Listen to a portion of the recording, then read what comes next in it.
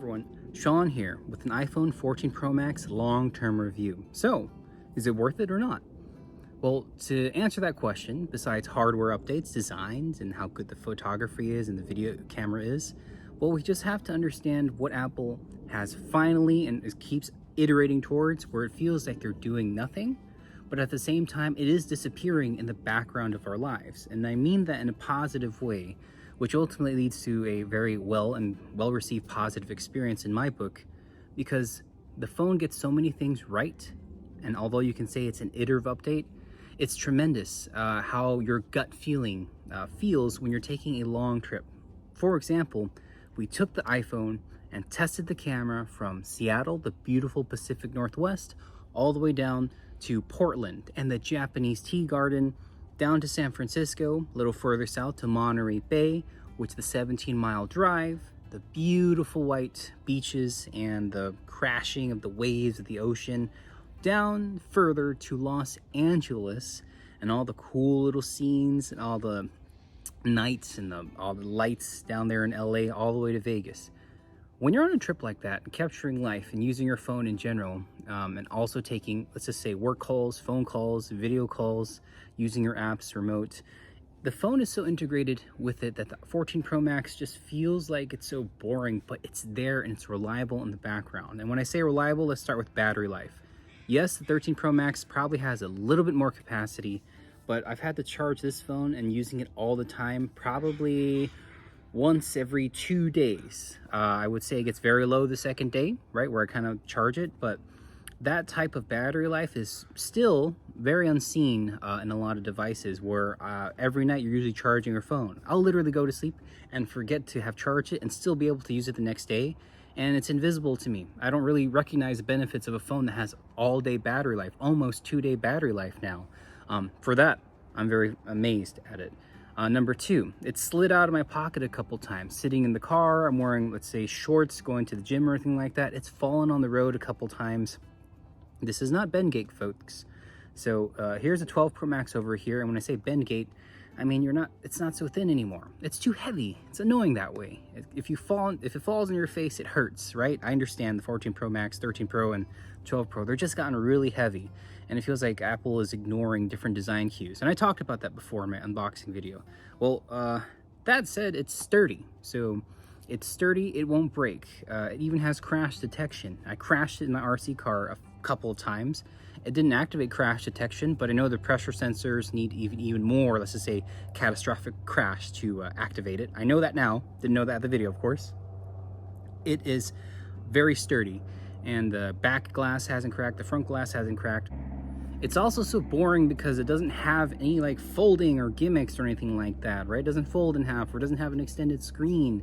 It doesn't have any like controllers on the back. I'm playing with the Steam Deck right now, and I'm just like a kid in the candy store with all the new features. At the end of the day, though, its 30-minute battery life, having played intensive games, just really makes it a non-ideal experience for the majority of your use cases throughout the day.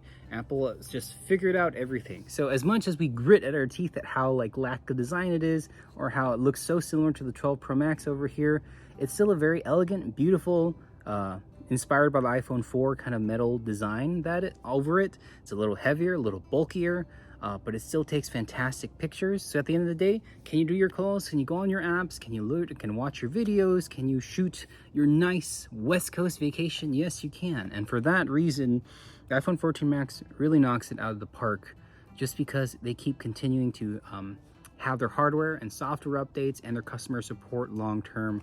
Just really, they have it in the bag. It's just a cohesive experience, and I've seen a lot of Android, Huawei, Oppo, let's just say even Google Pixel convertees, and I know they're both ways, I know that.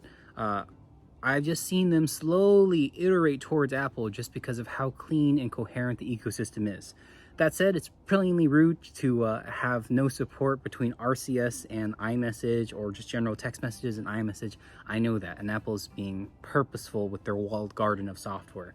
But we let ourselves up to it. The whole dynamic island, by the way, it's hit or miss. I really don't think it was necessary. It's nice that Apple can have these cutesy designs, but I'm a little distracted at how much emphasis they put on the dynamic island in terms of this, great software addition to just the hole punch hardware that we've seen so often. I don't really use it that much. And my biggest gripe with it is that it's a little confusing, because the patented feature of tapping up top of apps like Instagram feeds or Reddit feeds, or any of your news feeds, or after you're scrolling for a while, you can go right up to the top. Do I tap the top of the dynamic island or the bottom of the dynamic island, or do I tap in between the two holes? I'm not sure, right? It gets there. I'll figure it out and I'll play with it. Do native apps support it? Well, of course, the handful of like maybe 20, 30 like base iOS apps will have it. So it's nice to see a little voice like analyzer when you're talking to everyone. It's nice to see like the art of Spotify. It's a nice integrated feature, but by no means is it a reason you should upgrade from a previous phone. I just suspect Apple is going to have that dynamic island go smaller and smaller and smaller, where eventually it is indeed a purely software UI dynamic island. That's the only place it can go. But in the meantime, Apple found a way to kind of just, color it so that that hole punch doesn't seem so distracting. The eSIM, right? That's a little shady that it got taken out. They're slowly taking out, obsolete components. But we saw that iPhone 14 models have just plastic where the chip was supposed to be when it's non-US. So it's like they're slowly integrating us there. The MagSafe features, that's probably what make it so heavy now, are a really nice touch. But for those who don't really have MagSafe accessories and really like to carry the phone long, across the bed, or like the 10-foot anchor cords, well, then MagSafe is just not a thing for them, right? We're not there yet. MagSafe in the car is pretty cool, but it's still not the same as laying in your bed at night and having the charger across the wall and charging your phone and using it. Nothing beats that. It's too simple. It's too straightforward. So what's left is a beautiful, beautiful photo and video camera experience that honestly just couldn't have done the trip justice without it.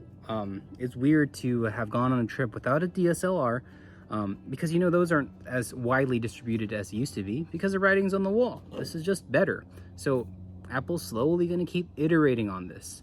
I shot on cinematic mode, and for those who say it does look kind of eerie and kind of like early feature, yeah, it does. Portrait mode looks like that too when it first came out many moons ago. The portrait mode now looks way better. It just looks so natural now. It's almost scary how much better portrait mode is getting each and every time, where I'm surprised it even highlight that, right? You have so many lenses, so many different apertures, so many ways to kind of change how much blur there is in the background and separating it from the front. Or playing around with your pictures, like I kept sending Stitch across and just having him cropped and etched out of the photo with the new iOS updates. I loved those features. iOS updates and hardware updates go hand in hand, and Apple is straight up killing it on that. So here is footage of the trip that I took.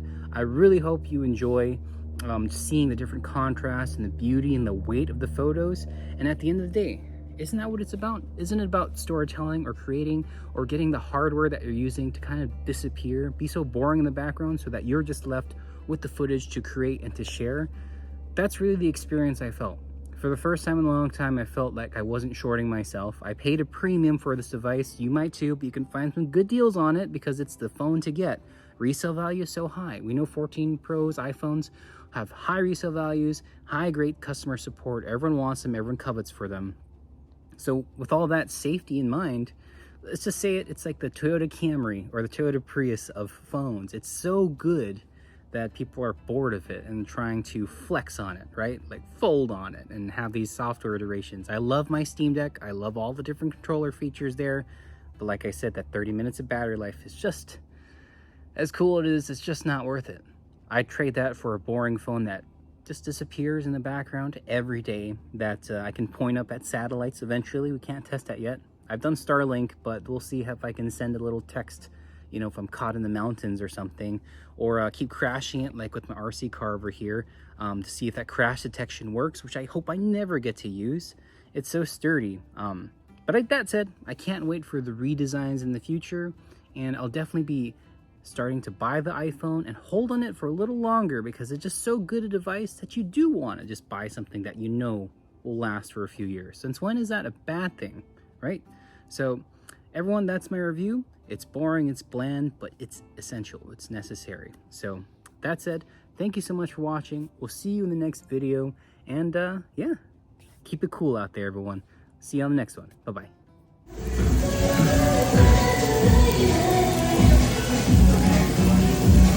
Think the camera will impress you enough to leave it? Possibly.